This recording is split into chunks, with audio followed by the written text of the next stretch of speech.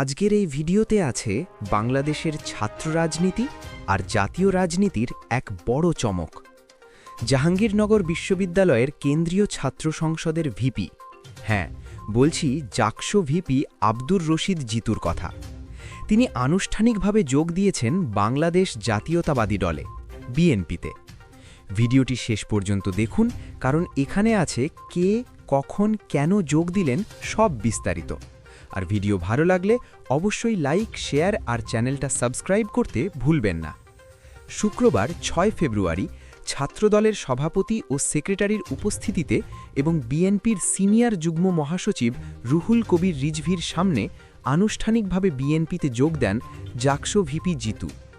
এই সময় তার সঙ্গে জাহাঙ্গীরনগর বিশ্ববিদ্যালয়ের হল সংসদের নির্বাচিত আরও বেশ কয়েকজন প্রতিনিধি বিএনপি ও ছাত্রদলে যোগ দেন বলে জানানো হয়।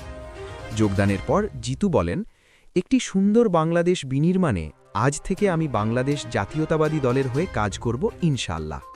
তার এই বক্তব্য ইতোমধ্যেই সামাজিক যোগাযোগ মাধ্যমে বেশ আলোচনার জন্ম দিয়েছে।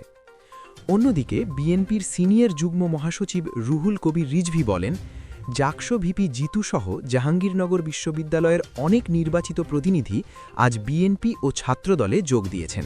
আমরা তাদের স্বাগত জানাই। তাহলে প্রশ্ন হচ্ছে, কে এই জিতু?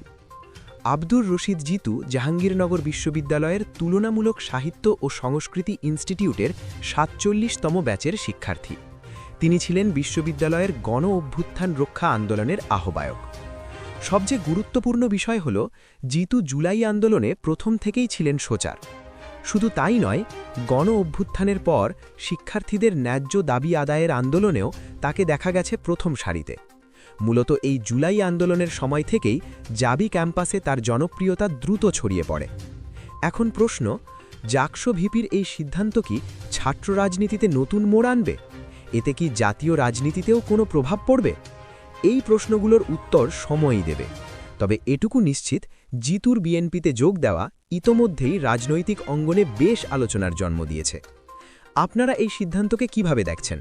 কমেন্টে আপনার মতামত অবশ্যই জানাবেন।